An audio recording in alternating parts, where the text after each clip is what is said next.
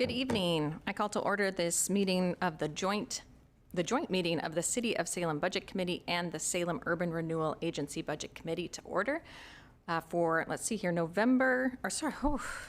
January. Flashback. Okay, January 10th, 2024. Would the recorder please call the roll? Member Belicheks. Member Cohen. Present. Member Allen. Here. Member Manville. Member Vieira Brandel. Here. Member Nishioka. Here. Member Phillips. Here. Member Gwen. Here. Member Gonzalez. Here. Member Julie Hoy. Here. Member Nordike. Here. Member Varney. Here. Member Chris Hoy. Here. Member Dixon. Member Curtis. Here. Member Gear. Here. Vice Chair Brown. Present. Chair Stapleton. I'm here. Okay. Thank you. Was Member Dixon supposed to? He is. I'm wondering if he's having technical issues, so I'll send him an email. Okay, sounds good. Please Yeah. just let us know when he does join. Sounds if he's good. able to. Yeah. Thank you. It sounds like he's in the meeting, but maybe there's a microphone issue. So we'll check. All right. Well, hopefully we can get that fixed. All right. Well, I wanted to welcome everybody tonight and take a moment real quick before we start the meeting with the Pledge of Allegiance to welcome our new members. We have member Evan Manville, welcome from Ward 2, Nick Belachek from Ward 1, and we have David Gear from Ward 8. Welcome. It's really great to have you here. And of course, welcome back everybody else, all of our community members who are serving. It's really great to see you all in person and back here together. It's really, really meaningful work that we're doing. So with that, Member Gwen, would you like to lead the room in the Pledge of Allegiance? I pledge allegiance to the flag of the United States of America and to the republic for which it stands, one nation, under God, indivisible, with liberty and justice for all. Thank you so much. Just tell people that it's not a push to talk button. I think some people are confused on how to Okay, so just a reminder, when we are using these microphones, only 3 of them can be on at a time. So we press the button, it turns green, it's all lit up, you can use it, and then go ahead and turn it back off so that others can turn their microphones on as well. Alrighty, so we do have an addition to the agenda. We have 2 items, the information items, staff report, their responses to committee member questions, as well as public testimony. We have 1 submitted for tonight, so that's in your packet. We do not have anybody signed up for public comment tonight, so we'll go ahead and move on to the minutes. Vice Chair Brown, do we have a motion? Yes, we do. I have a motion to approve the minutes of May the 10th, 2023 meeting. Second. Moved by Vice Chair Brown and seconded by Member Varney. To your motion? Do you have anything? I do not. All right, is there any discussion? All right, seeing none, would the recorder please call the roll? Member Cohen. Aye. Member Allen. Aye. Member Manville, sorry. Abstain. Member Vieira Brandel. Aye. Member Nishioka. Aye. Member Phillips. Aye. Member Gwen. Aye. Member Gonzalez.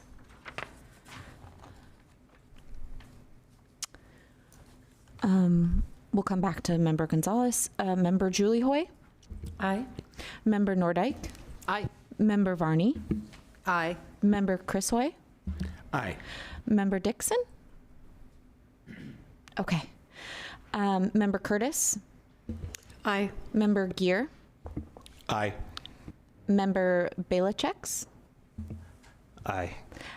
Let's try Member Gonzalez again. Aye. Okay. Vice Chair Brown Aye. and Chair Stapleton. Aye, motion passes. Thank you so much. All right, next up we have some action items. Tonight we get to elect a new officer. So if there are any nominations now for the office of chairperson, I would like to hear those.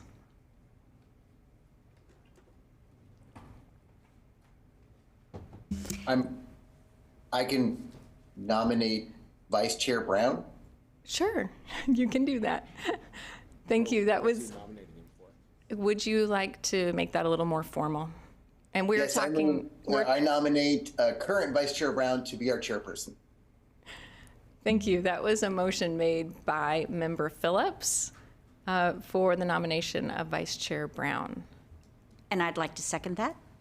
Okay, seconded by Nishioka. Thank you.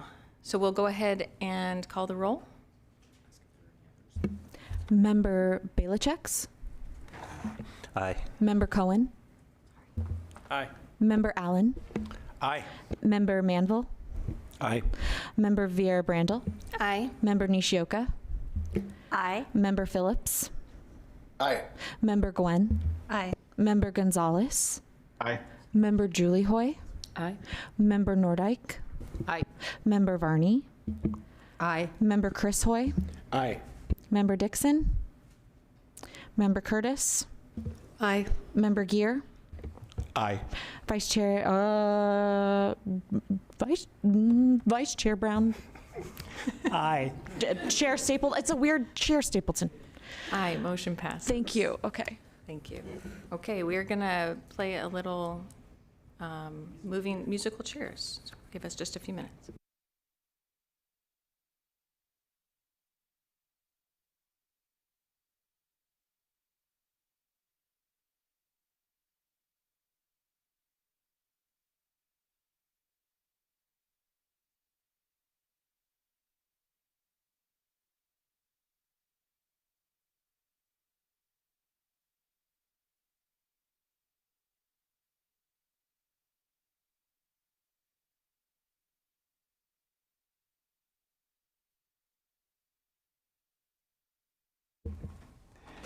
Before I do get started, I do want to take the opportunity just to thank our former chair, Member Stapleton. Thank you so much for your hard work and effort. And we do realize that, you know, for those of us that are in these positions, serving is not easy. And it's, you know, it requires a lot of blood, tears, and sweat. So thank you for your service. And of course, to everyone here, let's continue. Now we move to the nominations for Vice Chairperson. Are there any nominations? I would like to nominate. I'll second. So we have a nomination and a second. Roll call, please, madam. Point of order, sorry guys, the sound cut out. I didn't hear the name of the member we're nominating. And I second that you were the new chairperson. He's completely shocked right now. No. The nomination was for Councilor Nishioka. And the second was by Member Gwen. Okay, thank you. The sound just cut out. I appreciate it. No worries. It looked like you were frozen there for a moment, so we're going to have Madam Recorder. Roll call, please. Member Belicheks, Aye. Member Cohen, Aye. Member Manville, Aye. Member Vieira Brandel, Aye. Member Nishioka, Aye. Member Phillips, Aye. Member Gwen, Aye. Member Gonzalez, Aye. Member Julie Hoy, Aye. Member Nordyke, Aye. Member Varney, Aye. Member Chris Hoy, Aye. Member Dixon, I was trying to get logged in, so I'm not sure what you're voting on, so I'll pass. okay. Member Curtis, Aye. Member Gayer, Aye. Chair Brown, Aye. Member Stapleton. Aye. Thank you. Thank you. And congratulations. That's okay. We're all family. We'll be in this together. We're now going to move to information items. And I would like to ask our Chief Financial Officer, Mr. Eggleston, if you would come on and share that with us, please. Good evening, Josh Eggleston, Chief Financial Officer. Just going to quickly walk through the information items for you this evening. In your packet, you received last week, and then a hard copy tonight. You have a quarterly financials for quarter 4 of last year for the City of Salem and for the Urban Renewal Agency. You also have the quarter 1 report for the current fiscal year 2025 for the City and Urban Renewal Agency. We're not going to walk through those this evening, but if you do have any questions, feel free to let us know. We have the 5-year financial forecast. That's the bound copy. You should have it at your desk. If you don't have one, please let us know and we can get you one. And then also, you have one piece of testimony that was submitted and some budget committee questions and answers in a staff report too. Thank you. Thank you, Mr. Eggleston. Next, we have public hearings, but looks like there are no public hearings. So I'm going to turn this over to Mr. Staley for some initial comments. Thank you, Chair Brown. Good evening, everybody. I am Keith Staley. I'm the city manager.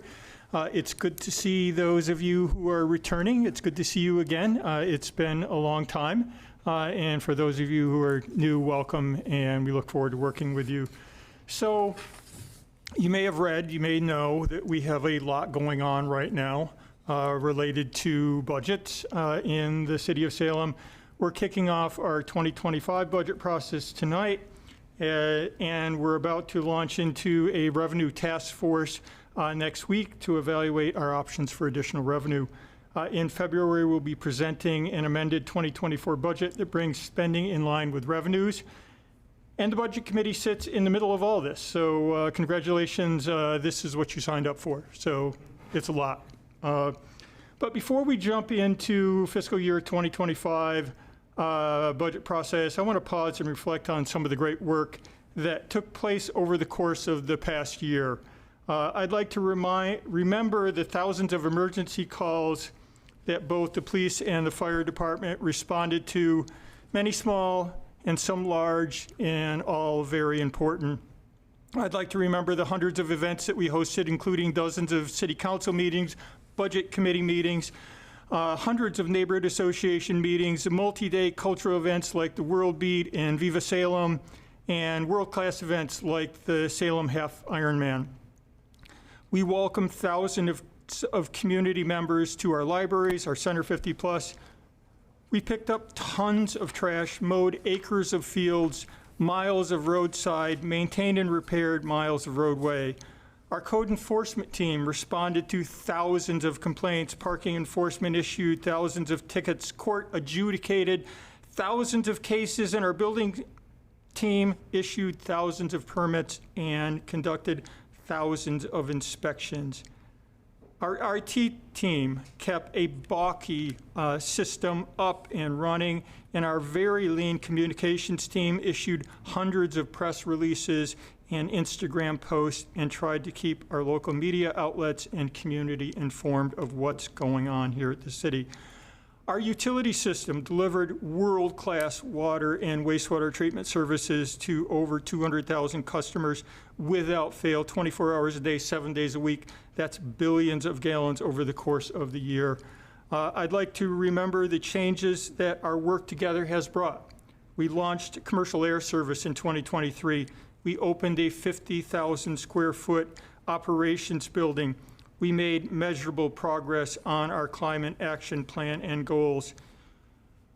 We sold $100 million in municipal bonds in February and placed an order for an all-new fire equipment fleet.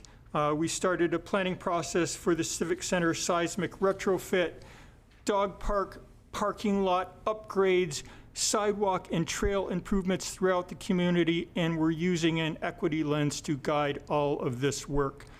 We launched a new enterprise resource planning software system that will help us take an important step towards enhancing the efficiency of our services. While much work remains to be done, we made progress responding to homelessness this year by opening the Navigation Center, Yaquina Hall, and the Turner Road Youth Shelter.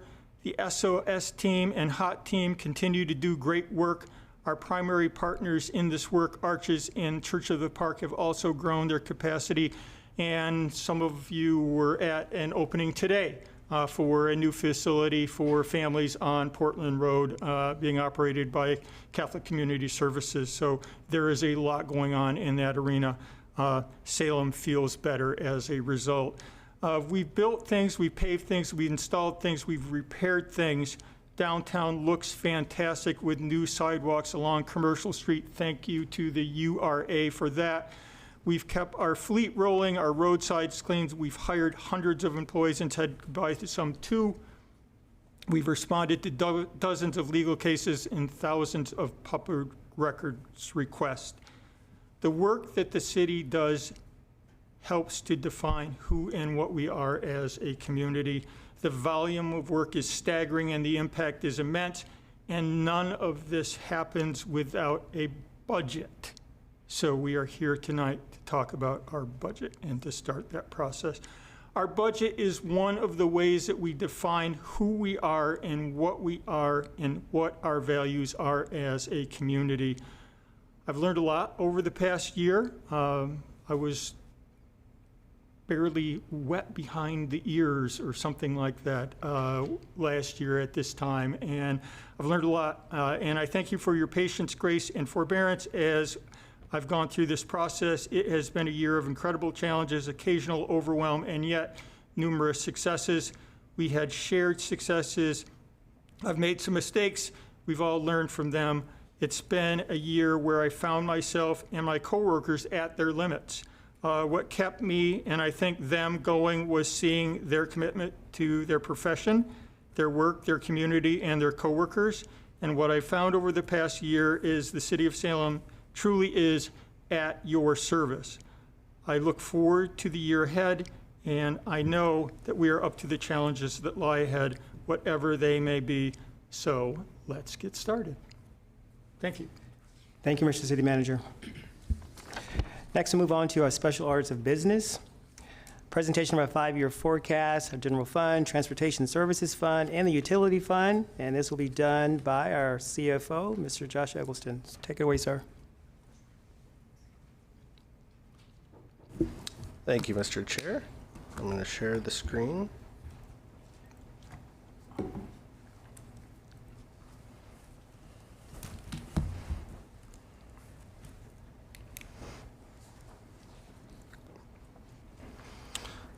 As previously mentioned, Josh Eggleston, Chief Financial Officer for the city. First, I'd like to thank all of you for being here tonight. I know you all volunteer, and I appreciate your willingness to serve on the Budget Committee. Second, I want to thank departments for their assistance in developing the 5-year forecast we're going to go through this evening. It's an involved process with lots of back and forth conversations. And finally, I want to thank the Budget Office. Callie and her team do a great job managing and compiling the 5-year forecast document. Each of the 14 forecasts displayed go through the same rigor with all the backup documentation and modeling. However, tonight the presentations will highlight 3 of those funds: transportation services, the utility, and general funds.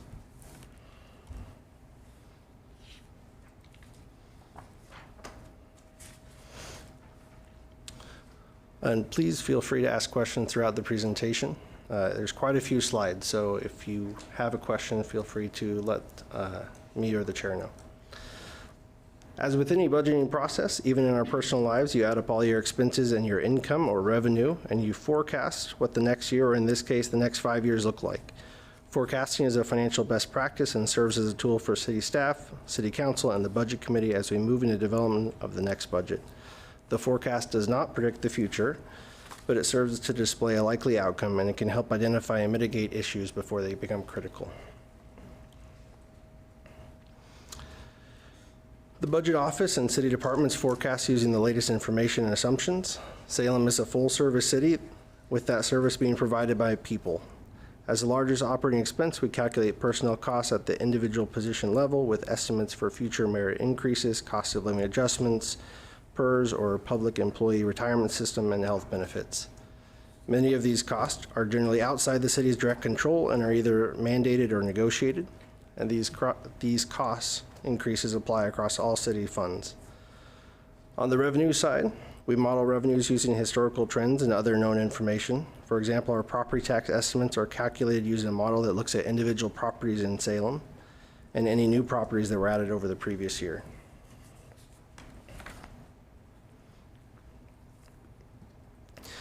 Because of fund designation, specific revenue sources, and restrictions on how those resources can be used, fiscal health varies by fund.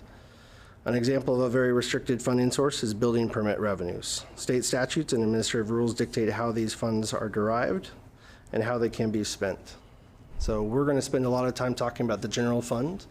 There's another 23 other funds in the city, one of which is a trust fund with about 31 sub-funds underneath it. So there's a lot of pieces, and we're going to really focus on 3 of those. You may have seen this graphic before. It serves to demonstrate how the budget and the forecast fit into the larger annual cycle. The forecast part of the process is in the top left in the fall and winter. Next is the City Council policy agenda that was just adopted on Monday. This will help inform the fiscal year 2025 budget proposal when it comes back to this body in April. We will then move into the budget committee process and the budget adoption by City Council, and then it all starts over again 1 year from now with the forecasting process. In municipal finance, we have the pleasure of operating in multiple fiscal years. We are finalizing the audit and financial report for fiscal year 2023, last fiscal year that just ended in June. We are currently in and monitoring fiscal year 2024, and we are beginning development of the budget for the fiscal year 2025. This slide depicts the stages that each fiscal year goes through before it is complete. In this case, we started planning for fiscal year 2022 in fiscal year 2018 with the first 5-year forecast that it appeared in. It was then included in 4 additional forecast documents before it shifted to the budget. It came to this body for adoption. Unlike the forecast, the budget is what gives the city the legal authority to spend, while the forecast is trying to predict cash flow challenges before we get to them. Finally, the year is completed with an in-depth third-party financial audit and our annual comprehensive financial report. And I'll stop there just to see if there's any questions. We're going to shift into the first fund. So I just want to see if there's kind of any overall questions to start out with. Yes, the chair recognizes Member Curtis. Thank you. Josh, this is a really broad question, but it's something that just came to my mind when I was reviewing things. Do we, and I know the pandemic really messed everything up, but do we ever go back and look at the 5-year forecasts? I mean, you probably do. And then see how much difference there may be? I mean, I'm kind of wearing a hat of trying to find cuts or, you know, I know we have a budget problem. So do we do that? Do we go back and say, well, gosh, you know, in 2023, we spent this much, but 5 years before we said we would spend $5 million more. Do you know what I'm saying? I do, and we do go back and look. There's a lot that changes between forecast periods. So like that slide I just showed you, 2022 looked a lot different when we first looked at it in 2018 than when we got there. A lot of things shift, a lot of things change. So yes, it is something we look at. And then one of the things we're going to be doing later is look at what happened between the current forecast, the update that you have before you, and what was presented last year. So we're going to have that look so you can see what changed. And I will tell you that happens every year. So the changes compound multiple times until we get there. Thank you. Are there any other questions from other members? The chair recognizes Member Allen. Just a quick question. As I glanced through the actual to budget FY 2023, all of the budgets are, you know, coming in under budget. Obviously, that's what you expect. However, they're coming in, you know, 89%, 89%, 34%, 80%. Many of them are coming in well under budget. Is that common? Are you budgeting in these various areas in the hope that there'll be additional revenue coming in? So just curious, or was it a conscious decision to underspend in this particular fiscal year? So I'll start out with that Q1 you have to take with a grain of salt. There's a lot that happens throughout the fiscal year that's not going to be captured. You can't cut the budget into an even 25, 25, 25, 25. And you're looking at Q1? actually, I think I'm looking at FY 2023, so am I not looking at a fiscal year actual? No, if you're looking at the fiscal Q4 of 23, Well, it says actual to budget FY 2023. Wouldn't that be the 22-23 budget year? yes, it would. Is there a particular fund? Oh, well, I'm on page 17 of the agenda, and it's not a particular fund. I was just glancing through all of the funds and noticing that they were coming in, quite a bit under 100%. Yeah, really good question. So we'll talk through a little bit of this, kind of the difference between cash flow expectation and the budget appropriation. So you never want to get super close. One of the things that's included in our budget is contingency. So like if you look at the Transportation Services Fund, that includes, dollars that weren't spent in contingency, things like that. And also vacancy savings, other items. So the budget is what gives us the legal authority to spend. It's not necessarily the precise dollar amount that we're going to spend, if that makes sense. Oh, absolutely. And just a quick follow-up. When you're estimating future revenues, are you assuming that those contingencies, for example, are going to be expended? Or are you taking into account the fact that you're running well under 100% in most cases? So it varies by fund. In the general fund, and we'll walk through this, we budget $3 million in contingency. We expect to spend about $500,000 of that throughout the year for unanticipated items, and that $2.5 million savings would come back to the general fund as savings. And that varies by other funds. The general fund is kind of, I'm going to say special because it's not balanced at the cost center level. It's the whole fund. So unlike the transportation or utility fund, if they have savings, it doesn't go away. It just stays in the fund. They can program it for the following year. In the general fund, if a department doesn't use their whole budget, which is perfectly fine, it's there for the following year programming. But it doesn't get retained by that department. Thank you, Member Allen. Are there any other questions from the members? The chair recognizes Member Nordike. Thank you, Mr. Chair. Good evening, Josh. Welcome back. I know that this is a very busy time of year for you and your staff, so I just want to say thank you in advance for the many long hours ahead. Forecasting shouldn't feel like a crystal ball, and I think the city does a really good job of doing its best. I do have some questions. So, having served on council for a little while now, every once in a while, money comes from unexpected places. One year, we received a $10 million grant from the state of Oregon that we were able to use on a limited basis and for a limited purpose, i.e. sheltering funds and so on. So I wouldn't expect the city to forecast that we would be getting $10 million every year from the state like clockwork, because you never know what the legislature is going to do. Then there are sometimes we apply for grants. Some of those grants are 5 digits, some of them are several $1 million grants, and sometimes we get them and sometimes we don't. So it's really two questions. How do you forecast grants knowing that you don't know whether you're going to get those grants or not? How do you forecast potential grant funds coming in? And how do you forecast potential funding from the legislature? Yeah, I appreciate the question. I'm gonna separate it a little bit. So on the grant question, if we have a history of receiving a grant every single year, we'll include that in the forecast. We'll include it in the budget. If it's a grant we're applying for, it's not going to be in the budget until we actually receive that grant. There's always an opportunity to come to council with a supplemental budget to say, hey, we received this amount of money. We'd like to expend it. That's what that process is for. For the legislative dollars, until we have a signed grant agreement, we're not going to count on those dollars.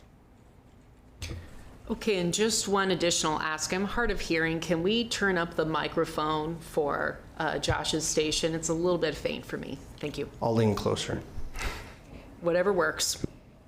Are there any other questions from the members? The chair recognizes Member Nishioka, my vice chair. Thank you. Josh, on that question, following up with Member Nordike's question on grants.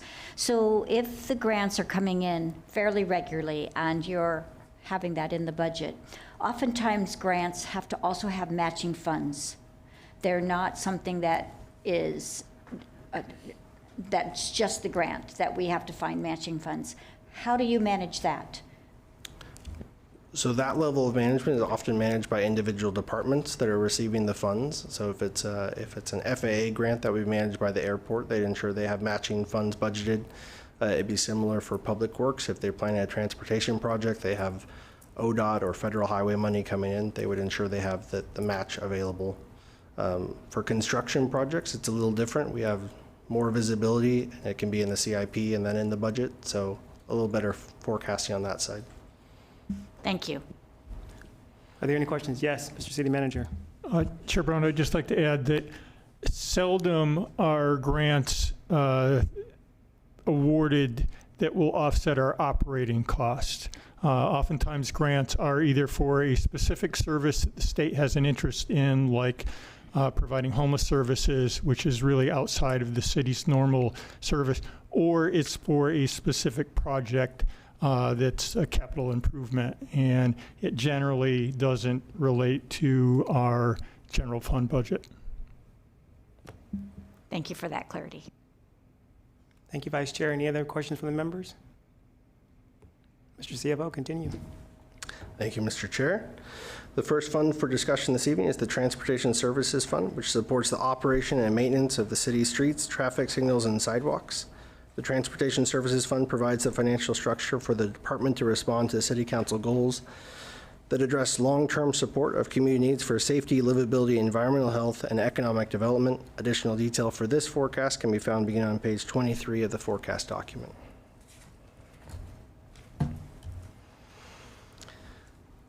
On this slide, the blue bars represent revenues and the gray bars represent net expenditures. Net expenditures are the total expenditures less anticipated savings. So the question from Member Allen a little bit ago, when we talked about the total expenditures versus net expenditures, that's that saving expectation that we have in all the funds. It varies by different fund, but that's that difference there between the total and the net. The green line using the right axis represents the fund balance.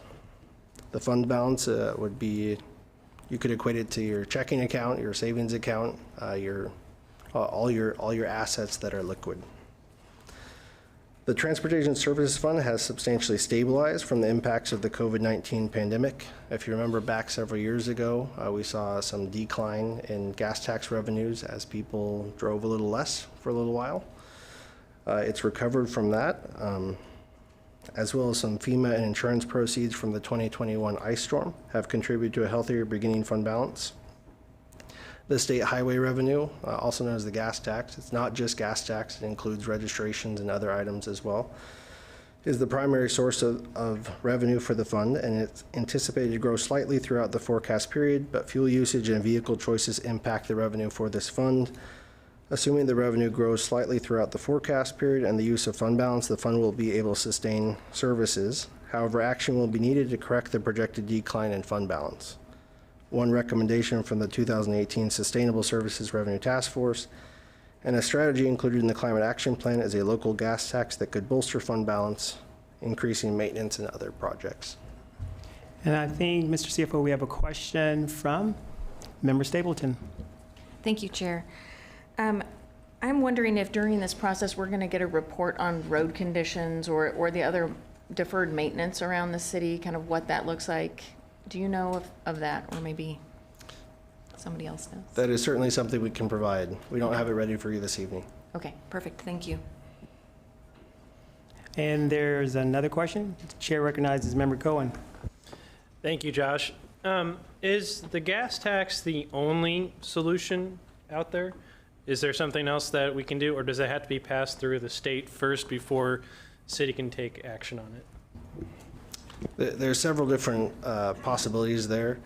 Some other cities in Oregon, they've implemented a utility fee for roads, a transportation utility fee.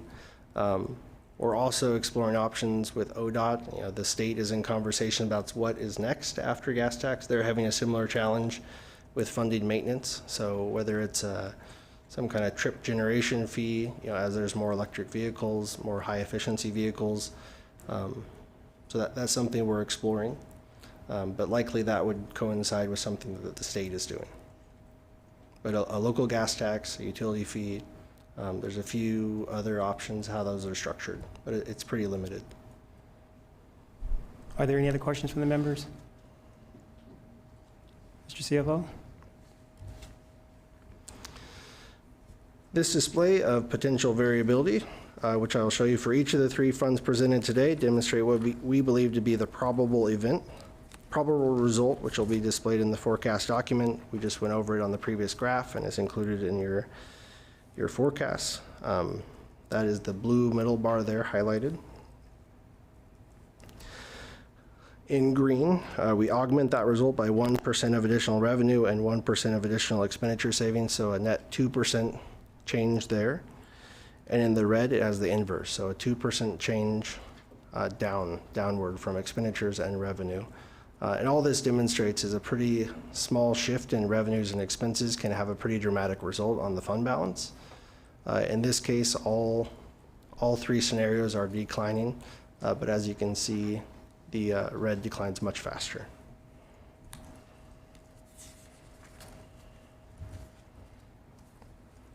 We have a question. The chair recognizes Member Allen. Thank you. Josh, quick question. On page 4, the Transportation Services Fund, the fund balance ends in the black, just barely. But on page 5, only the plus 1% ends in the black. Wouldn't we expect the fund balance line on page 4 to be the probable line or expectation? Or am I misreading the graphs? Sorry, one difference between the two is one is showing the beginning fund balance and one is showing the ending fund balance, I believe. Oh, all right. Well, that would be a difference. So there's a little shift there, yeah. Okay. Well, all right. Thank you.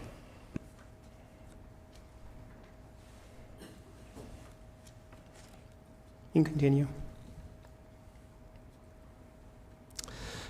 Next is the utility fund, which supports the ongoing operation and maintenance of the utility, including treatment, storage, and delivery of drinking water to residents, businesses, and industries, collection, conveyance, and treatment of wastewater before it's returned to the Willamette River, and collection and conveyance of stormwater runoff from streets, buildings, and other hard surfaces throughout the system to reduce risks of flooding and protect the environment. In addition, the fund supports the payment of utility revenue bonds for system infrastructure improvements, as well as annual transfers to the Capital Improvement Fund for pay-as-you-go capital projects. Additional detail for this forecast can be found beginning on page 31 of the document.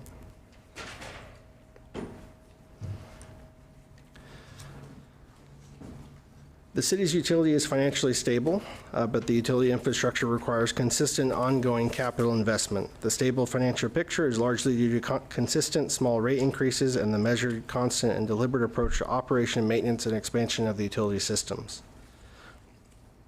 The forecast for the utility continues to investment in capital infrastructure ranging from $24.1 million to $36.7 million throughout the forecast period. Continued improvements must be made to the utility at a sustainable pace, balancing rate impacts with the rehabilitation of an infrastructure-heavy enterprise such as the utility.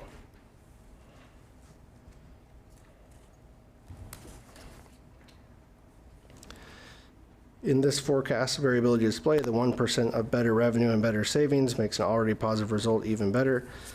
Both the blue and green bars provide sufficient fund balance or reserves to cover the 120 days of operating costs and 1 year of debt service. The negative variables in red create a result that is outside of fund balance policy in years 3, 4, and 5 of the forecast period.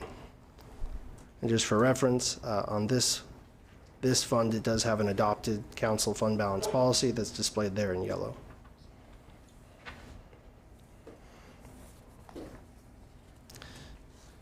Any questions on this fund? Yes, the chair recognizes Member Cohen. Thank you. I have a question about this fund, and it might just be shut down real easy. So I know we passed the livability bonds a couple of years ago, but if we're not going to, and this is hypothetically thinking, if we're not going to purchase land for 2 new libraries, for instance, because we can barely fund our current library, Could we use those funds from that livability bond to offset some stuff that needs to happen in the utility field or any other? I'm going to go with the legal answer, I think, is technically yes. While it wasn't included in the ballot measure, there's language that allows for city facilities. However, it wouldn't meet kind of the political criteria that it would need to. It wasn't the intention of the safety and livability bond. And the utility as a entity has the ability to levy its own debt if they needed to increase their infrastructure, like they did for the ozone treatment plant. Did that answer your question, Member Cohen? Okay, thank you. Any other questions? Yes, the chair recognizes Member Hoy. Thank you. You said political view. Is that what I heard you say? What does that mean? So just the viability of using the, well, technically it would be allowable to use bond proceeds on city facilities because that language is in the bond. It wasn't in any of the project listing. It wasn't discussed at all for utility projects. So it would be a discussion with the bond oversight committee if that were something that was desirable. Thank you. And I have a question, Mr. CFO. So in regards to Member Hoy's question, is there some type of partnership that that team would have with the current city councilors to come to that decision? Could you repeat the question? So when it comes to that particular bond, you said there's a team. Does that team make that decision all on their own, or do they work in collaboration with the city councilors? That committee is advisory to the city council, so any recommendation they made would come to the city council. Got it. Thank you. Any other questions from the members? Mr. CFO, please continue. Now on to the general fund. The city's general fund supports operation in the areas of public safety, planning, code enforcement, public library, municipal court, parks and recreation, urban development, and support services that provide a citywide benefit like finance, HR, IT. This chart displays the general fund supported departments and the corresponding expenditure budget for fiscal year 2025, the first year of the forecast period. Additional detail for this forecast can be found beginning on page 8 of the forecast document. Something unique in this forecast document. I have a question, I apologize. Yes. So I'm looking at the second graph on, I think it's slide 14, so on page 7, and it's the sources of different revenue for the general fund. And I noticed that a little over half of it says property tax, but then there's about, I don't know, a fifth of it or so that says internal charges of 19.33. How much of those internal charges come from property taxes? The internal charges, none of them are from property taxes. None of them, so it's not from departments that are funded by property taxes and then pay back to the general fund? No. So we use a process, it's the indirect cost allocation plan. It's a whole thing. We could spend a long time talking about it. I won't put you through that. But basically what we do is we take the support service functions that are contained in the general fund, allocate them across the whole city, all the funds. Funds that are not the general fund pay back for those services. So the general fund allocation for police and fire and court, there's no charge for those services because they're in the general fund. It would be an exercise in double budgeting, and I wouldn't recommend it. But all the other funds, the utility fund, building safety, everyone else has allocated their share of those costs with various methodologies that pay into the general fund. Thank you. Are there any other questions? Please continue, Mr. CFO. One thing that's unique for this forecast document is we presented it with 3 scenarios for the general fund. We'll go through those in depth, but the first one is the current service level with the adopted positions from City Council. The second includes the supplemental budget that we intend to bring to Council next month. And the third includes the impact of the full reduction proposal that we presented to City Council on September 18th. We'll talk about those a little more, but just want to preface it that that's something new and different, so I apologize for any confusion that might cause. We're going to be talking about 3 different things in the same fund. Thank you for that clarity.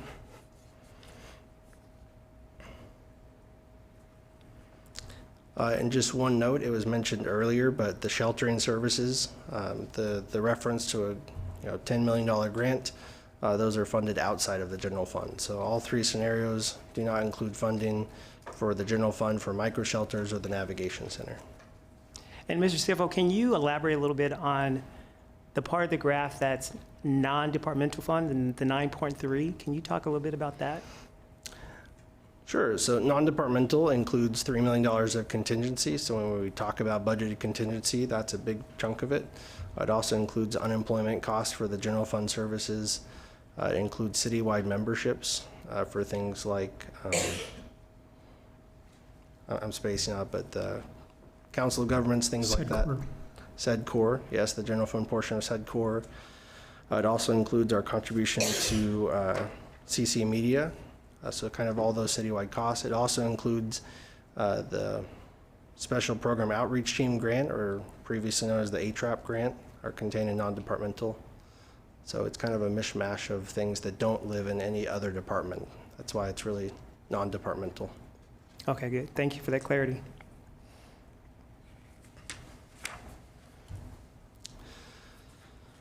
On the revenue side, the revenue budget totals $171.9 million.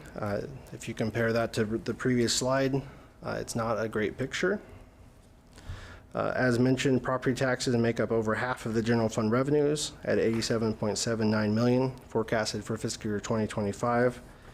For comparison, in the same year, the combined forecasted police and fire budgets equal $113.9 million.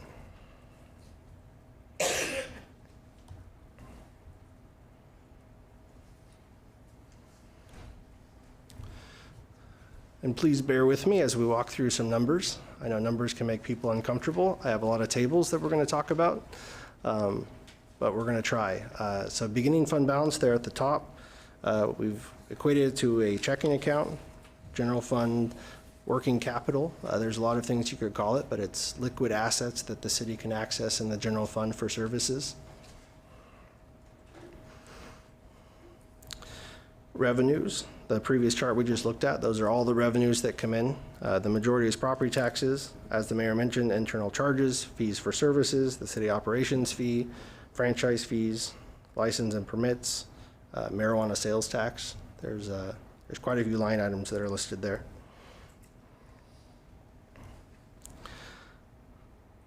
Total expenditures, this is equivalent to the budget appropriation. So this is every full-time position in the general fund, fully represented here.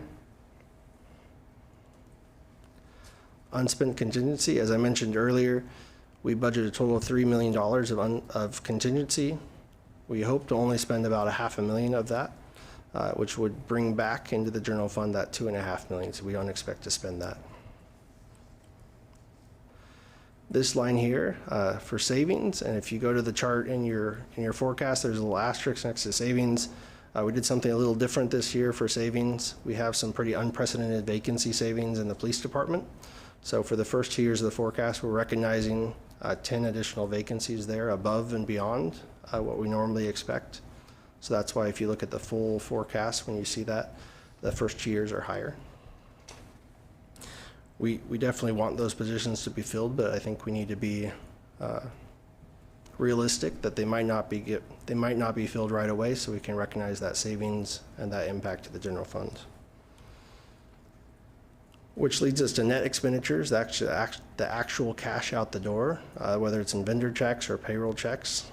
Those are the actual dollars we would expect to spend.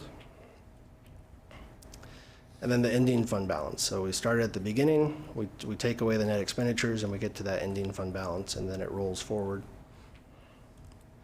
The fiscal year impact is the change to fund balance, in this case a decrease. And then there at the bottom row, we have our fund balance policy at 15% of revenues. Mr. CFO, we have a question on the floor. The chair Yes. recognizes our vice chair. Thank you. Josh, I would like to ask a question about police, and you were just explaining that 10 positions were being removed. So if things were progressing for the police and positions there were applicants, and we were really wanting them. What would happen because that was removed? How would we fund it? Yeah, I really appreciate the question. This is simply a forecast. It doesn't change the budget authority. Those are still 10 fully budgeted positions. I'd love for the chief to be able to hire those and be fully staffed. So the only thing it would change is we wouldn't have the savings. So we would use a little bit more of fund balance going into the next year. Thank you. And in this case, that would be the preferred option, is to get those positions filled. Are there any other questions? Yes, the chair recognizes Member Nordyke. Thank you. So Josh, I want to make sure I understand. On the screen, 6.25 is identified as savings for fiscal year 2025. Is that the cost of the 10 police positions? No, it's not. So if you look past the first 2 years, you'll see a lower portion. So what we forecasted is 2.5% savings across departments, and then on top of that is the 10 police positions, about 1.6 million. Okay, so police position, yeah, I figured it wasn't that, but so say that again, 10 positions, it amounts to how much? About 1.6 million. And is that for entry-level positions, or how do you decide which police positions those would be? Because some are entry-level, and those are paid quite much lower than, say, a sergeant, a captain, and so on. Yeah, so when we build the budget, vacant positions are costed at the bottom step with full family benefits. So when a person comes into the city, they might end up at a higher starting step, depending on if they're a lateral or an entry-level position. But oftentimes what we see is it evens out with lower benefit level, things like that. So these are vacant positions. So these are on the lower level costing. Are there any other questions from the members? Please continue, Mr. CFO. So I added clip art against my better judgment. There's a stop sign there at the bottom of fiscal year 2026 to really demonstrate that beginning with this forecast in 2026, we wouldn't be able to adopt the budget. So an ending fund balance of 2.79 million doesn't give us the flexibility to adopt the budget because we have those savings expectations. We'd have to reduce what we're planning for to make that budget work. One thing I should note about fund balance, we've talked about it in this group many times.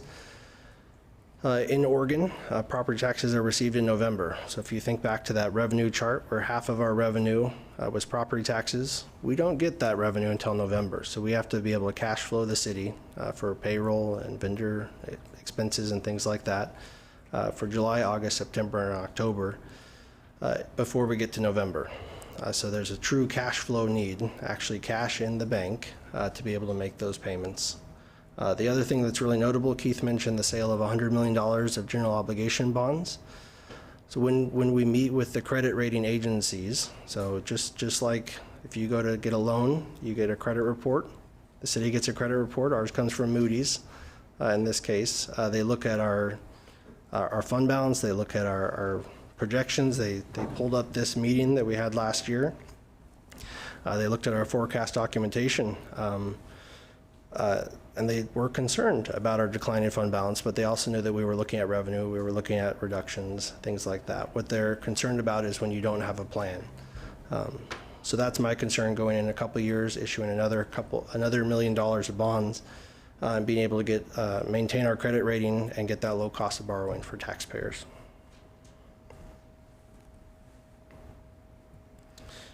Any questions here before I move on?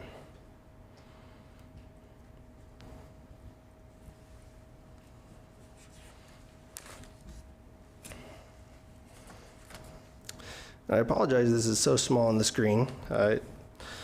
So this is a chart I like. So if you don't like charts, if you don't like numbers, this might be a little painful for you. So what you see on the screen is the fiscal year 2025 forecast that we presented last January. So you can see the beginning fund balance, 27.6. You won't see that in the current document. I'll show you what we have there. You have revenues, total expenditures, savings expectation, net expenditures, and ending fund balance. So what I want to walk you all through is the differences between the current year, fiscal year 2025 forecast, compared to last year's fiscal year 2025. So I know that might be a hard walk to follow, but it's really a good way to see what changes in a single year from one forecast year to another. To start us out, in this current updated forecast, we're starting with $4.8 million more in beginning fund balance. And there's lots of ins and outs of why that happened. When we presented the forecast last year, we didn't have we were in the middle of fiscal year 2023, and we were forecasting for fiscal year 2024. Now we know what we spent in 23, and we have a better idea of what we're going to spend in 2024. We're still halfway through it, so there still could be changes. But the biggest contributors were the increased city operations fee that went into effect in July and just went up again in January. Grant support for the SOS team. So some of that, some of those state grants we received, those one-time grants, are being used to offset the cost of the SOS team, and then personnel savings. For revenues, the difference of $7 million, and this is not beginning fund balance. So the increased city ops fee that we're talking about in the beginning fund balance of fiscal year 2025 came from current year, fiscal year 2024. This is the increased city operations fee in 2025 that we're seeing, the real time, and then also grant support for the SOS team. This is a long list, and it's not comprehensive, but these are the major points. So the total expenditures increased by $11.2 million. $3.5 million are new positions that were added in the 2024 budget. PERS rates increase, our assumptions increase for PERS rates. So another $1 million in PERS rates, and this is looking at a single year. So just, so 1 year, $1 million. We have a 5-year forecast, so the impact to 5 years is $5 million. Increased benefit costs of $2 million. So we're self-insured for benefits on the medical, dental, and vision. So those are increased expenses for the city to pay for that self-insured cost. $1.5 million of increased software costs. $1 million of increased liability premium costs. Again, we're self-insured. We've seen year-over-year increases in property insurance, as well as claims.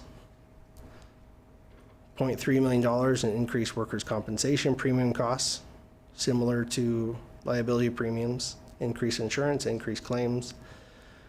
Commercial air service direct support, that's something that wasn't contemplated in our forecast last year. So this is the general fund transferring dollars to the airport fund. And then 0.28 in increased capital transfers. The big change for the savings expectation is really that $1.6 million for police positions. And then you can see the fiscal year impact change, and then the ending fund balance change of $2.8 million. So I hope that wasn't too confusing. I'm happy to take questions on this slide. Question on the floor. The chair recognizes Member Nordike. Thank you, Dr. Brown. And again, thank you, Josh. I am team charts all the way, by the way. So thank you for that, and keep the clip art coming. We're going to need something to lighten the mood around here.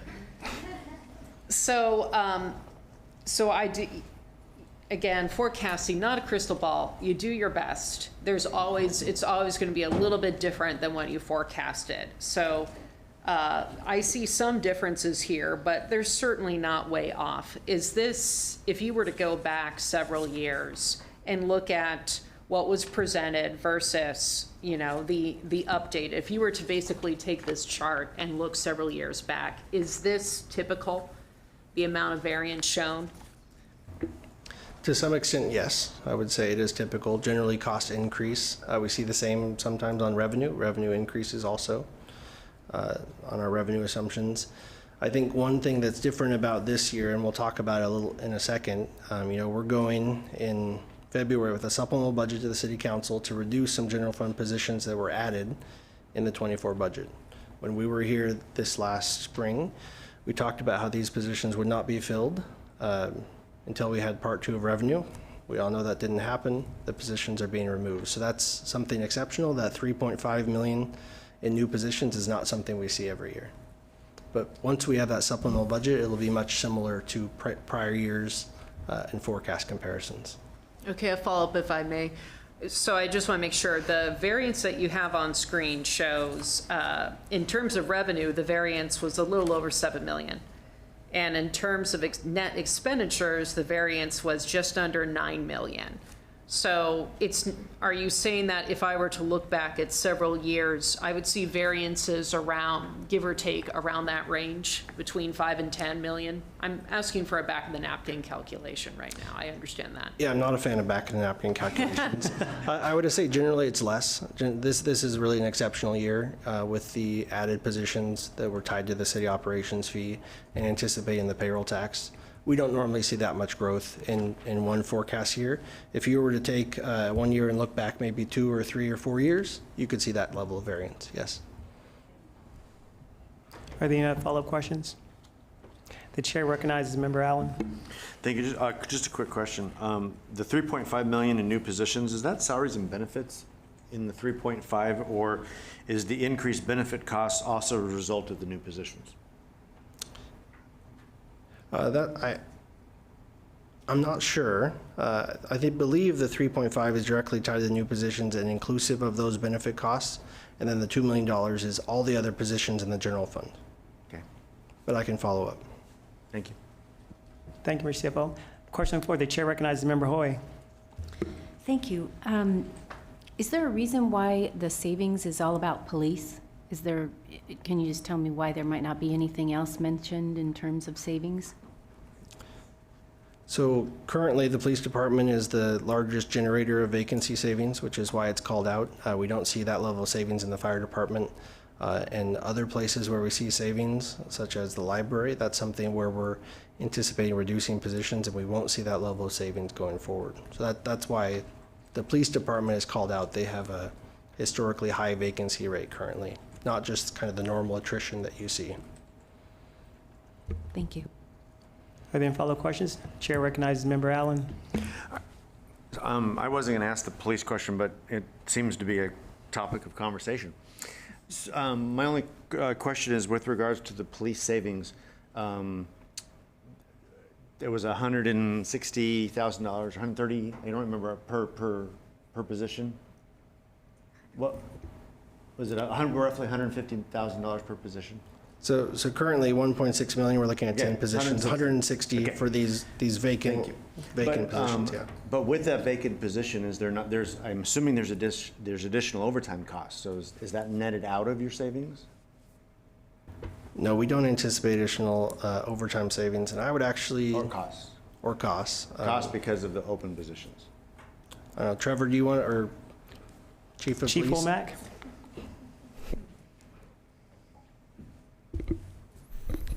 Trevor Womack, Chief of Police. Thanks for the question and the opportunity to answer this. And Mike might need to help me out too, but sometimes when we think about fire positions versus police positions, typically you have to have a firefighter on the truck to run the truck. So when there's a vacancy, you will fully fund that position through overtime. So there's like an offsetting equal overtime expense, whereas on the police side, we don't have that sort of mandatory coverage for our vacancies. We tend to just carry vacancies and spread the workload out. And so what that means, in a sense, is there's operational work that needs to happen on patrol with 911 services. There's a baseline number that I make sure that I keep on patrol to handle calls.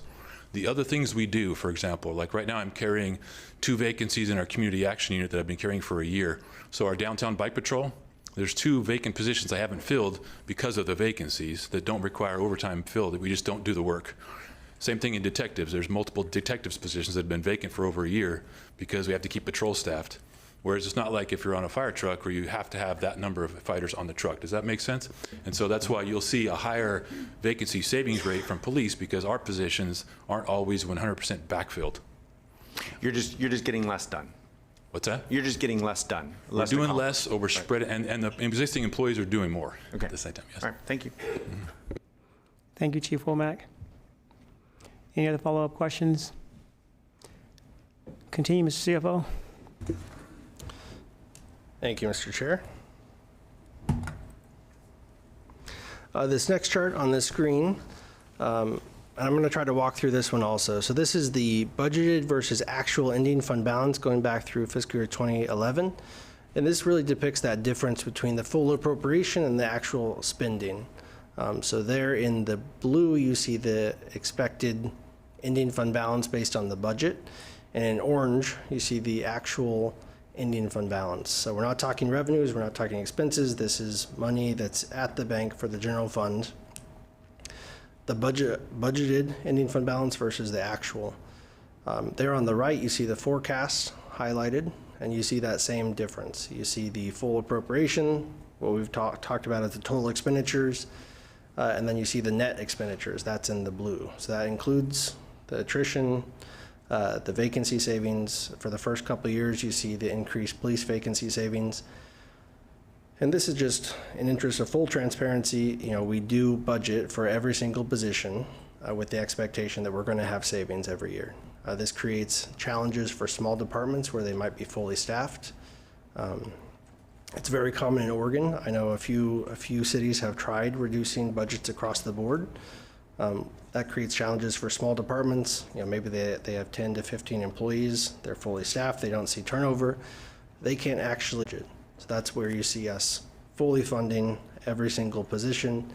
And that's really where this cash flow forecasting comes into play for what we actually expect to spend. This isn't new, but it's a new display. Any questions on this one?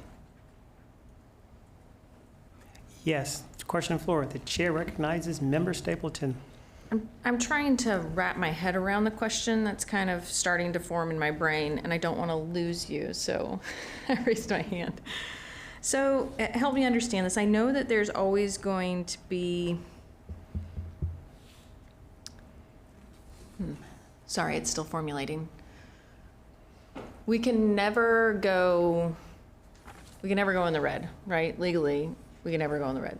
So we're making cuts along the way in order to make that happen. So my question is this the slide or the graph where I'm going to see, where can I see what we've lost along the way in order to stay solvent? Yeah, I appreciate the question. You're 2 slides ahead of me. Okay. So we have that coming up. So you can see that reflected there, but it's really hard to see when you're just talking about fund balance. So we'll get there if you bear with me. This is simply a graphical display of what we've been talking about. In the general fund, you can see the fund balance there in green and declining. As opposed to the transportation fund, it was noted that that stayed positive. In this case, this does go significantly negative. And again, I didn't put it on here, but there would be a stop sign at fiscal year 2026. You can't actually go negative in fund balance. As Councilor Stapleton mentioned, even on the previous chart where you have the blue and the orange line, you'll never have a blue line that's above the orange line. We're legally not allowed to do that.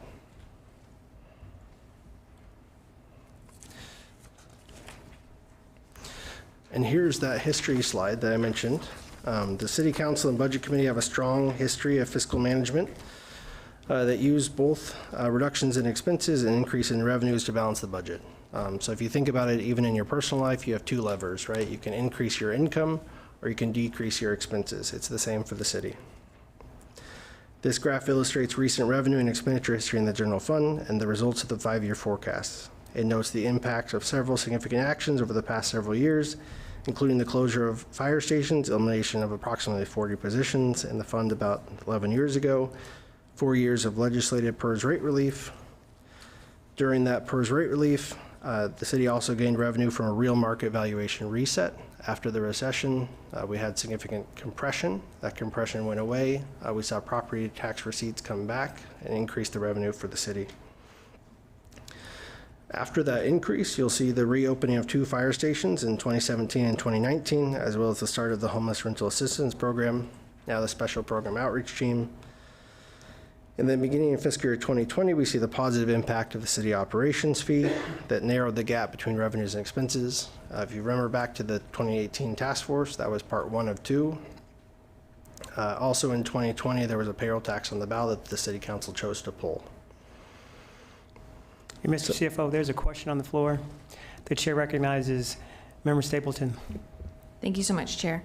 So I know that we've been at this for a while because of Measures 5 and 50. We have been adjusting and making cuts for well, you might know the exact number of years that we've been making cuts. Where would I be able to find a list of things that we've lost? I know that there's also a difference in number of employees compared to the number of residents. Sometimes that's hard for me to understand. Does that make sense? But I'm wondering if there's some way that I can get access to all that we've lost. Yeah, I really appreciate the question. We don't have a comprehensive list. So I've gone back to budget documents that were right after measures 5 and 50 went into place, 5-year forecast right after measures 5 and 50 went into place. We've been doing this for a little while. And the cut started right away. So immediately we saw a decrease in revenue and it decreased services. We don't have a comprehensive list going back, 2.5 decades of what the impact is. This is the more recent history. In addition, you'd find pools, things like that, services. Our police used to be much more aligned with population. The fire call volume used to be a lot lower, so it was more evenly matched. So we've had service impacts. So even though we haven't lost additional employees, the service has gone down as call volume has increased. But no, I don't have a comprehensive list. It would be very long. Okay, thanks. There's another question on the floor. The chair recognizes Member Manville. Thank you, Chair Brown. So getting to that question a little bit about staff retention and decent workloads, how do we, and thinking about the projections and the 5% versus 3% out of contract, in contract, how do we figure out how much we're going to do salaries? Like, do we do comps, and who are we doing comps with? Who are we competing to make sure that we retain our quality employees, and how does that process work? Yeah, I'm going to defer to Deputy City Manager Krishna Namburi.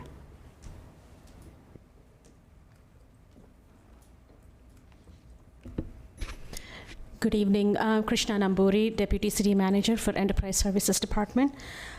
So when it comes to cost of living adjustments, we have to stay comparable to other cities. That is something that we have to do, especially in this market where recruitment has been a challenge. And also just something to note, the last time we negotiated contracts with the unions, there was a significant difference between the cost of living increases that were given to them and the actual cost of living index. So we are assuming the unions are going to ask for higher cost of living the first year. And just our comparable cities that we look at is Bend, Eugene. Eugene just has given 5%, and we have Gresham, Medford, Beaverton, and majority of them have given that the first year 5%, and then the following year the CPI, or with some kind of a range between 2 to 4, I think is what they're doing. So that's kind of how we are expecting the unions to ask for a higher cost of living compared to last year. So. Yeah, thank you. Thank you, Deputy Director. The chair recognizes Member Stapleton. Thank you. And I actually was trying to catch Krishna Namburi. Sorry to make you walk up and down. Could you tell the committee when we're heading into negotiations and kind of how that timing is spaced out? Because I know we have several unions and they're kind of all staggered, but what's coming up for us in that area? Yeah, thank you for the question. So this year, we are in the process of negotiating with the AFSCME union and the police union. So we just actually started with SPU, the police union, and AFSCME, we are scheduled for next month to start negotiations. Thank you. The chair recognizes our vice chair. Thank you. And so what departments is represented by that second union? So you're asking for the AFSCME? Yes, thank you. So majority of public works employees and most general fund departments, like the IT is part of the AFSCME too. So majority of the general fund departments And then I think the significant portion of that is public works employees. So. Was there another question on the floor? The chair recognizes Member Nordike. Thank you so much, and thank you, Krishna. You know, one of the things I think we've started touching on is the importance of compensation for our employees during these very difficult times. We know at the library, we have been asking our staff to do a lot more with less, to the point where the library came to us and informed us that they're reducing hours because we have so many vacancies. You can't keep asking a smaller and smaller pool of employees to maintain the same level of service. So it's really more of a comment at this point that I think that the compensation of the employees who are staying here with us, who have chosen public service with the city of Salem as their calling, to just invest in those folks and know that this is going to be a very stressful time for them, because we're talking about their livelihoods and their ability to provide for their families. So I just appreciate your thoughtful approach to this, and I'll look forward to learning more as we continue through bargaining and other difficult conversations. Thank you. So, Councillor, if I may add a comment there. So we already started seeing the trend where we are losing employees because of the workload issues, but I appreciate the thought that those who stay, we need to make sure that we are compensating them comparable to other cities, right? So, the part of the AFSCME unit is also the library employees also. Thank you, Deputy City Manager. Any other follow-up questions? Mr. CFO? Thank you, Mr. Chair. One final point on this slide. In fiscal years 2020, 2021, and 2022, you can see the impact of the CARES and ARPA funding that we received. So you can see kind of that stark increase starting there in 2020 and going upward. So that really got us to where we are today with the fund balance that we're at, and gives us the flexibility to really talk about reductions in service and revenues going forward. We have a question on the floor, Mr. CFO. The chair recognizes Member Gear. Quick question about that. Is that where the SOS funds came from? That stabilized, I think that was what, on that last chart graph you gave us? The grant support for SOS team and personnel savings, was that related to the CARES Act? No, it wasn't. So it's actually related to, there's a couple different state grants that the city received, and those are contained in the trust funds, and they're reimbursing the general fund for that service. So the SOS team is part of the parks operations. So for those expenses, those employees, we're reimbursing ourselves for those expenses in the general fund. Thank you. It all happened about the same time. Yeah. Are there any other follow-up questions? Mr. CFO? Thank you, Mr. Chair. You've seen this graph for the two other funds. For the general fund, you can see in blue, that's the forecast display, and this is, in all three scenarios, it doesn't look good going forward. We do have some options in the immediate future. As the city manager talked about the revenue task force here at the budget committee, we're hoping to talk about reductions to really solve this going forward, and that's really where we're going with the next couple of slides.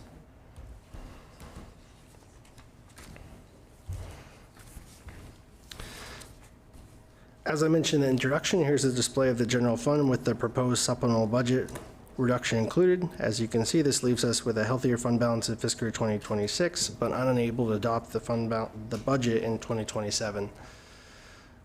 So I have a slide in the back that goes over what these reductions look like, but it's 41 positions in the general fund. For fiscal year 2024, all these positions are vacant. There's no layoffs associated with them. The intent of taking the supplemental budget to City Council is really to rebase what 2024 looks like and kind of get us ready for that budget proposal for 2025. But that's what this picture looks like with that supplemental budget included. So those 41 positions, costs increase every year with our assumptions. So you can see the $6 million in fiscal year 2025 grows to around $8 million in 2029. The difference in 2029 ending fund balance, it does look quite a bit better, around $30 million better than the previous scenario that we talked about. But again, it's outside of fund balance policy. We wouldn't be able to adopt the budget in 2027.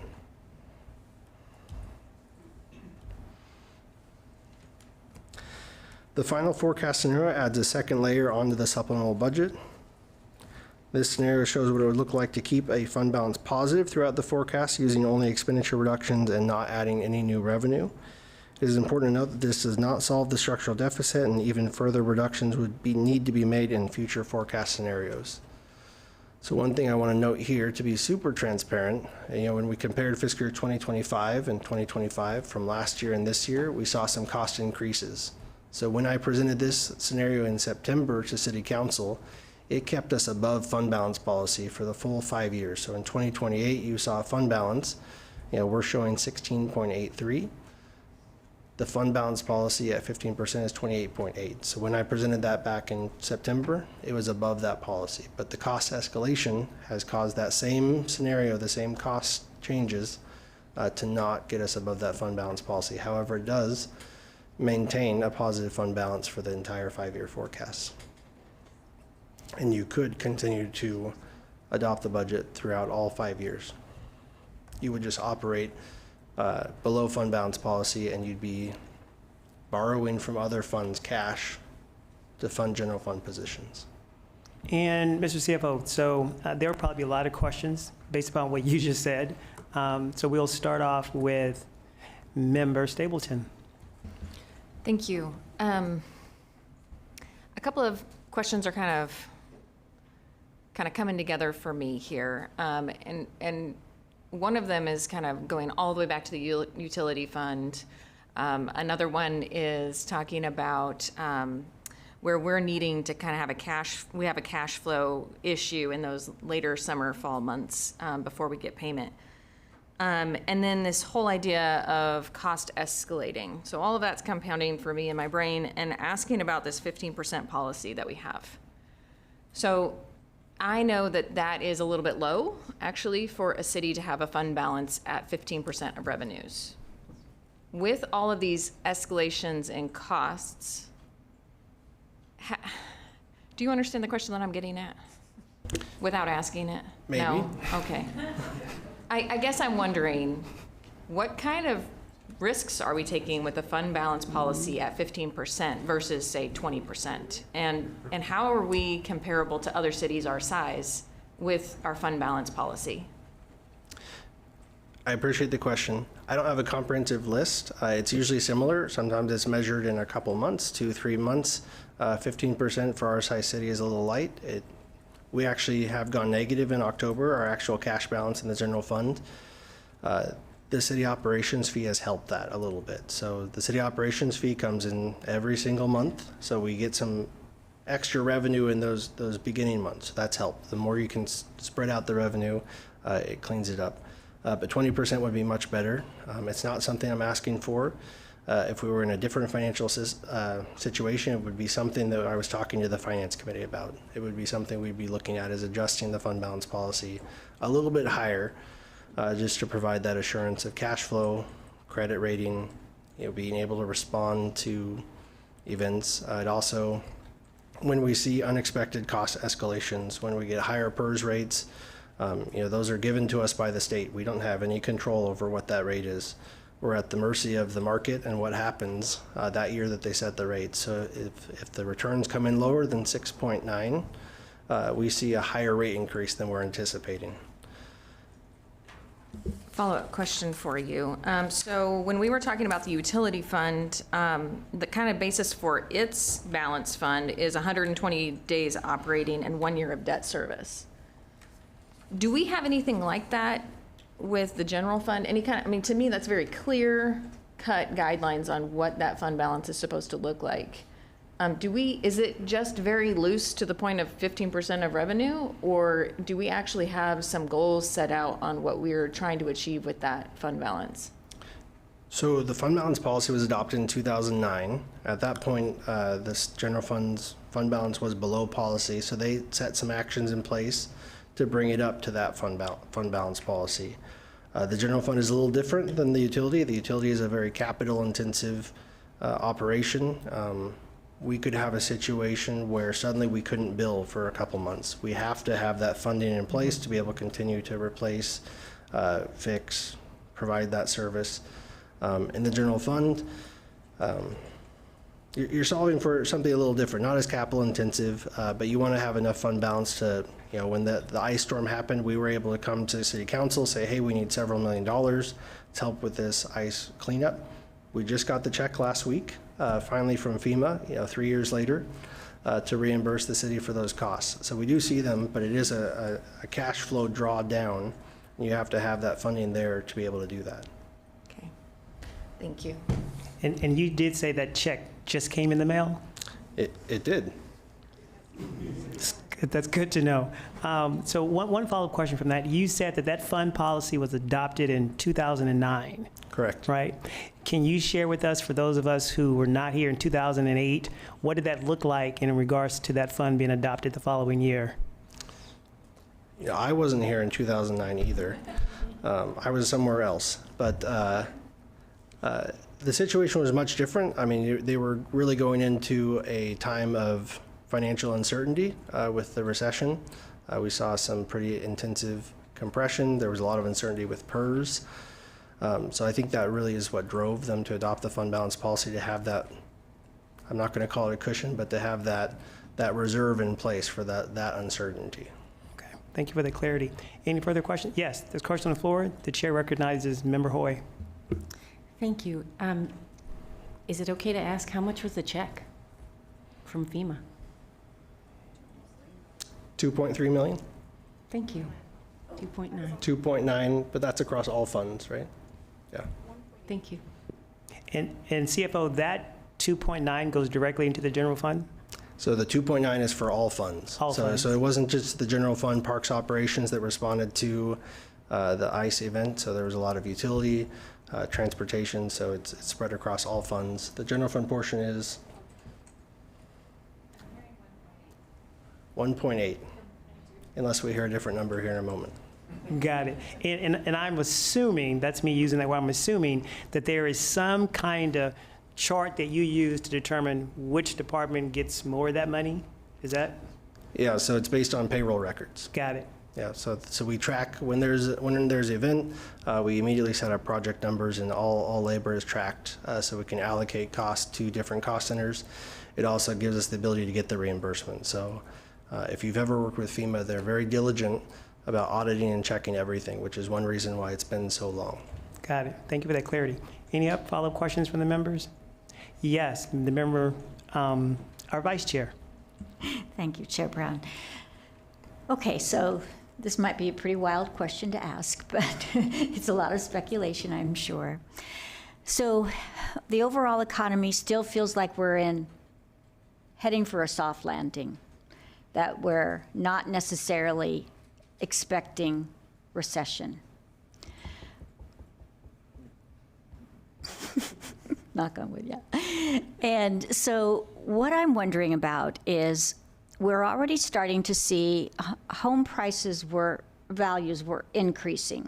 We're starting to see a little bit of downturn in home values. I'm trying to understand at what point that potentially, because of compression, starts to really affect the property taxes that are coming into us. Do you have that that magic ball that can answer all of that? I don't have a magic ball. What I can tell you is currently we have a little less than $400,000 in compression, which is across 3,500 properties in Salem. It's all in the Marion County side. There's no compression in Polk County. So what that means, if you go back several years, we have more properties in compression. So the spread between real market value and assessed value, the larger it gets, the less compression you have. As we see that get closer together, you'll see more properties that are back in compression. It is a slow build. We have a much bigger spread than we do now than back in 2008 to 2010. So I wouldn't expect that level of recession. It doesn't feel like there's that big of a bubble, but certainly it could create more compression. And it does impact our ability to raise revenue through additional property tax levies, things like that.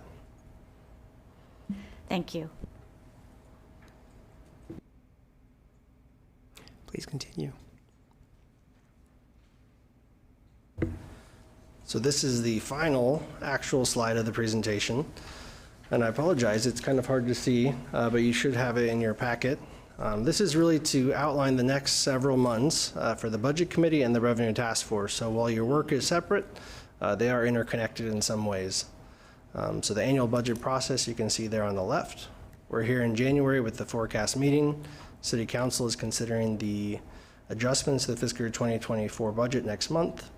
We'll reconvene the Budget Committee in April to receive the proposed fiscal year 2025 budget. You'll have your review meetings and make a recommendation to City Council for adoption in June. On the right, revenue consulting, task force facilitation, and community engagement. So 3 different pieces. We asked for some help for this work. So Moss Adams, one of our third-party consultants, is helping with the revenue task force facilitation. There's a lot of pieces, but 7 task force meetings. I think it's 25 members that are going to be considered by council on the 22nd for adoption. 3 open houses or town halls, 2 in person, 1 virtual, and then 8 focus groups. So a lot of community engagement, a lot of pieces. I'm going to commit to you that any information they receive, you'll receive also, as it will help your work, help in context for what you're working on when we get there. A lot of it won't be new, but it'll be presented in a new way. So we'll make sure you get all that information. So while they're not specifically connected, the Budget Committee is advisory to City Council. In the past, you've advised on revenue measures. So as you see things happening at the Revenue Task Force, you could make recommendations or advise City Council from this body on certain matters also. We're really expecting the reduction side conversation to happen at the Budget Committee and the revenue conversation to happen with the Revenue Task Force. Well, thank you for that clarity. Are there any follow-up questions? Yes, the question on the floor, the chair recognizes Member Curtis. Thank you. So Josh, the Revenue Task Force meetings will be available for us to watch and or attend, I assume, just like these meetings are? Absolutely. So they'll be open to the public and streamed online and interpreted in Spanish and ASL. I'm happy to send you out the dates so you can make sure you have them on your calendar. The first one is January 30th, so coming up really quickly. And the chair recognizes Member Munville. Yes, thank you. Receive input from ELT. Is that the Enterprise Leadership Team or something in this chart? It says ELT. Is that what that means? Yes, I've never heard that acronym, but yes, okay. It is. And the chair recognizes Member Allen. Thank you. Josh, I was really hoping the light bulb would go on for me on this one, but the bulb is still pretty dim, so hopefully you can help me. In February, you're talking about the City Council considers adjustments to FY24 budget. On slide 21, we have the salmon color proposed reductions, but there are no reductions in FY24. There are reductions in the out years. So if we're making adjustments in February, I would have anticipated something in that box. Yeah, and I really appreciate the question. I should have touched on this. So the 2024 does not show the budget. It shows a year-end estimate. All the positions we're reducing are currently vacant. So there's no actual financial change to the actual 2024 because we're not going to fill them. So the only impact is to the budget, which we're not displaying there in 2024. So they were never included in the 173 projected or total expenditures? Correct. That's the year-end estimate. Okay, thank you. Are there any follow-up questions? Yes, the chair recognizes Member Varney. Thank you, Chair. My question is, with the Budget Committee not meeting between January and April, what sort of information do we receive and what sort of interactions do we have during that time? Really good question. So as I said, I'm committed to giving you everything the Revenue Task Force receives. You'll receive it also. There's also the opportunity, if the Budget Committee would like to meet, that's something that you could consider. It's not something we've really done in the past, kind of that mid-year or mid-cycle meeting, but it's something we could think about doing. But as far as the work between then, so what we're going to do as staff, so the City Council adopts the 2024 budget, supplemental budget. We're going to pivot really quickly. We're already doing it, developing the 2025 budget proposal with additional reductions that you will be considering in April. So that next round of reductions are completely within your purview to recommend to council. And Mr. CFO, so follow up to that with the Revenue Task Force, and you're going to share with every member here the same information you share with them. When does the sun set on that particular team? Does it set June 1 or later on this year? Like, when is it set? So I think the technical charter ends through the full year. Their work is projected to be completed at the end of June with a work session with that recommendation, whatever it might be, to come to City Council in July. Got it. Are there any follow-up questions for the CFO? Yes, there is. Vice Chair, go right ahead. Thank you again. Okay, again, crystal ball. So the Revenue Task Force will be looking at potential options, and they could be a variety of things. As we look ahead in the budget, when do you anticipate the first year that we would actually see some revenue that would then affect the budget? I'm thinking at least 2027. So I think it's really hard to tell. It really depends what might be selected.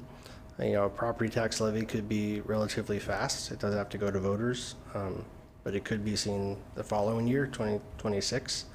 But if it's something else, it could be a longer lead time for implementation. So the absolute earliest would be fiscal year 2026, but likely further out. Are there any other follow-up questions? Okay, thank you, Mr. CFO. We appreciate all the good insight. And moving right along, our final agenda item for tonight is public testimony. And no one has signed up, so we'll just bypass that. Number 8, well, there's nothing. Are there any other follow-up questions for the staff or anyone, members, while they're here? Are there any follow-up questions? Yes, the chair recognizes Member Stapleton. Thank you, Chair. Yes, I was hoping to get at one of our next meetings, or maybe in between this meeting and the next, some more detail on our franchise fees. I see it as a revenue of $23.09 million. And I would just love, I know that we have several different franchise agreements, and what is the breakout of how those are coming in? And I'm really curious about the past history of this, and I'm hoping you can help me understand it. In previous years, I know that the franchise fees that came in from our solid waste collectors went to the transportation fund to help repair the streets that those heavy trucks use and produce wear and tear. But at some point along the way, that was changed and shifted to the general fund to help fill in the gaps that Measures 5 and 50 created in our structural imbalance. So I'm really curious to know what the breakout is for the different franchise agreements, how much is coming in for those, and then if along the way they were supposed to be going to something to help maintain a service or some infrastructure, and that shifted along the way and became a general fund thing. I would love to know that information at a future date. If I may, Mr. Chair. Please. That's certainly something we can put together when we'll plan to get it to you sooner than later. It's also something the Revenue Task Force will likely be looking at. Franchise fees are a category of revenue. We often get questions about them, so we'll be looking at which ones are capped and which ones aren't, where we might have some flexibility. So you all will receive that same information. It won't have the history, so we'll create something for that. Thank you, CFO. The chair recognizes Member Dixon. Thank you, Chair Brown, and congratulations on your selection as chairman, and congratulations to Vice Chair Nishioka. Also, I apologize for not participating in the votes on those. I was having technical difficulties. I do have 4 questions that I hope the staff can follow up on in the future. They have to do with different funds outside the general fund. One is on page 39 of the 5-year forecast. The narrative says the airport fund will need continuing general fund support in order not to become fully expended by year 2. And I'm just wondering how adding commercial air service has affected the financial stability of that fund. A second question on page 47 of the forecast, the claims activity for the self-insurance benefits fund rose significantly in 2023. And I'm wondering what explains the increase and how that affects the general fund. Then on page 48 of the 5-year forecast, I'm wondering why liability claims for the self-insurance risk fund have arisen at an unprecedented rate. That's the word that's used in the narrative. And again, what are the implications for the general fund? And then finally, in the second expenditure assumptions table on page 61 of the forecast, medical insurance costs are expected to grow by, adding up the numbers, a total of 47% to 52% through 2029, depending on the insurance plan. I'm wondering what are the implications there for the general fund? And I've emailed those questions to Josh and his team. So I just wanted to get those out there because I'm wondering where is the impact on the general fund from these developments? Thank you, Member Dixon. And CFO, are we planning to answer those now, or you just have the staff respond to us via email? I think email would be more efficient. Will be more detailed that way. Perfect. Thank you. Does that work with you, Mr. Dixon? It does. Thank you so much. Any other follow-up questions? Yes, the chair recognizes Member Allen. You said follow-up questions. I'm going to take the liberty, and it's actually more of a statement. I'm sure it goes without saying, but I would simply encourage city staff to hold the governor at her word that she will. And which word is that? The word being that the state, that she intends to move the state towards assisting the city with its financial needs, recognizing the burden that the state places on city government here in the city of Salem. Thank you for sharing that. I am quite confident that Mr. Mayor and all the city councilors will definitely keep the governor at her word. Are there any follow-up questions or comments that we have for the staff? Yes, the chair recognizes Member Hoy. Thank you, Mr. Chair. One of the things I found most upsetting about the looming budget shortfall was the implication that public safety would be impacted most greatly. Fire stations closed, police positions not filled. I'm wondering, is there a way for us to fund public safety first as the top priority in the general fund? Could that be a thing? If so, how can we get about it? And that's my question. It's a good question. Is that a question you want to tackle now? Or would you prefer to just send us a response via email? I guess one quick blanket statement.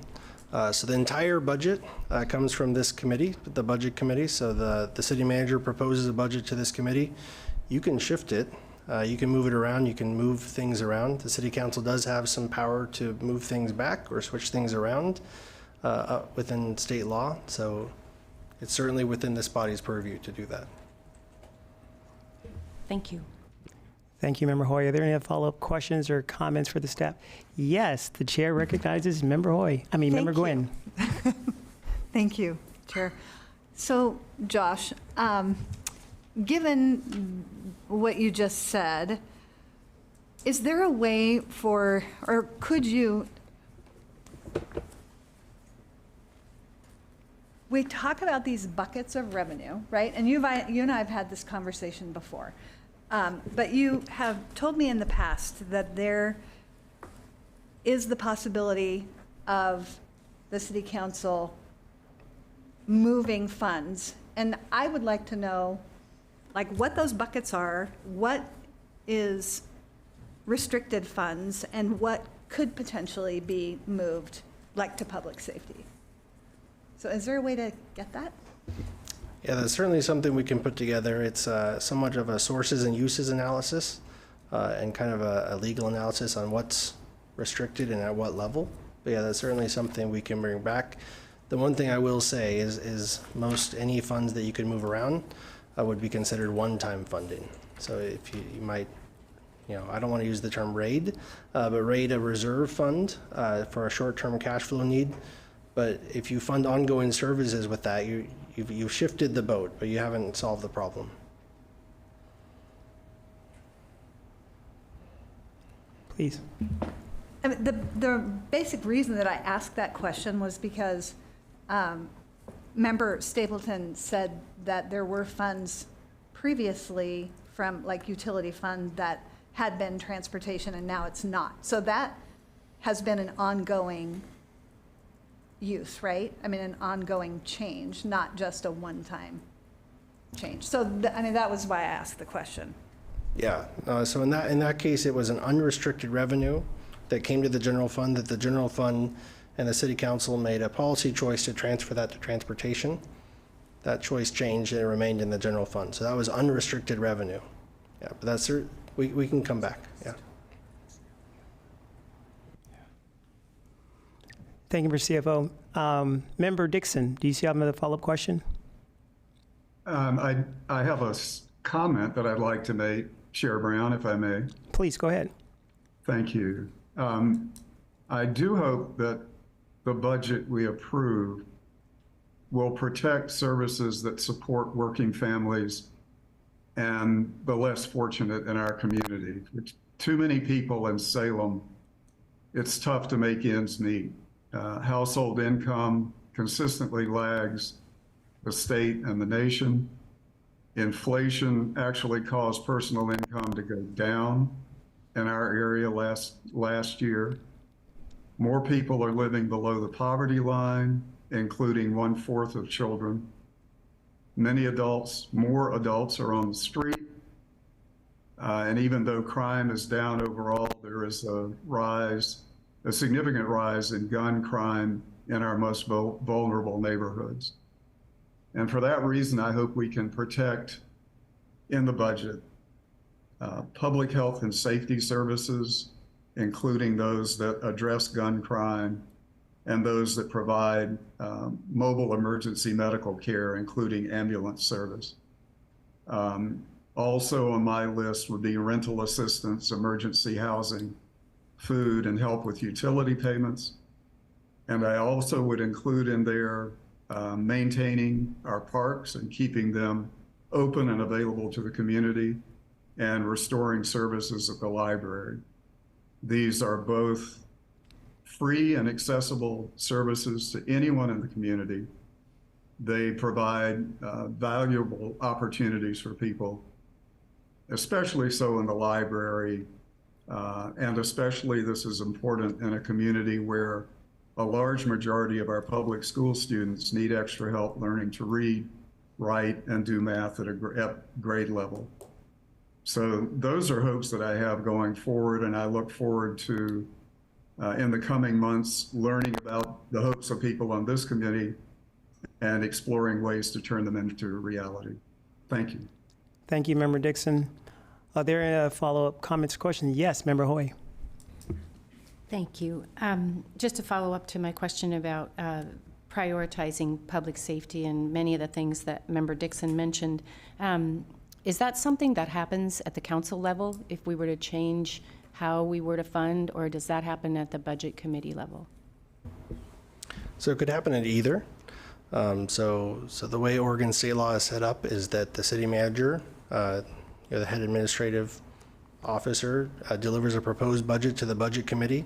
So the budget committee has a purview over what that recommendation to city council looks like. So it could happen at this body. Once it gets to city council, you have a limit of how much you can increase the budget, but within each fund, you can move things around.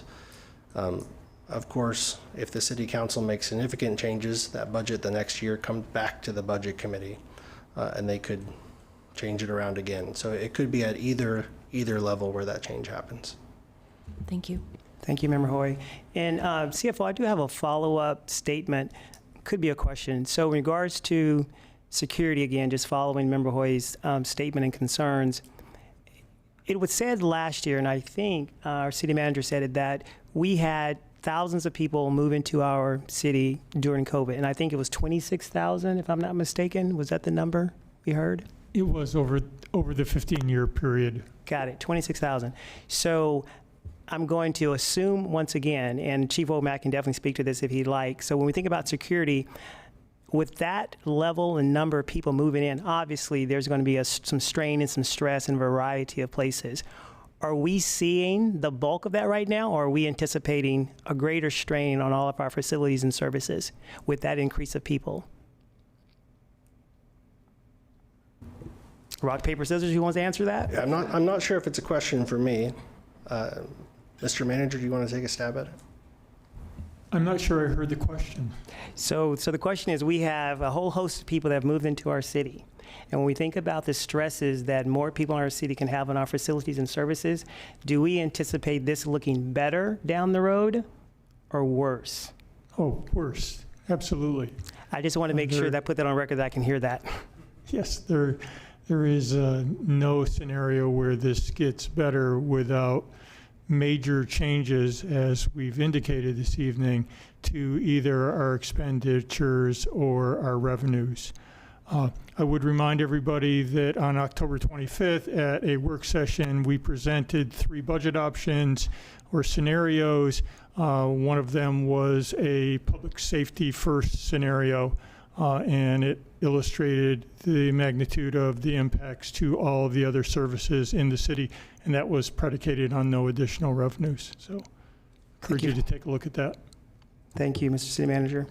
Any other follow-up comments or questions for the staff, since they are here and they're just bright-eyed and just ready to answer questions? Any other comments, members? Okay, well, the next time we will group together as a committee will be April the 17th at 6 p.m. here. And I'm pretty sure there'll be dinner. I'm not buying it, but I'm pretty sure somebody will. Other than that, this meeting is adjourned.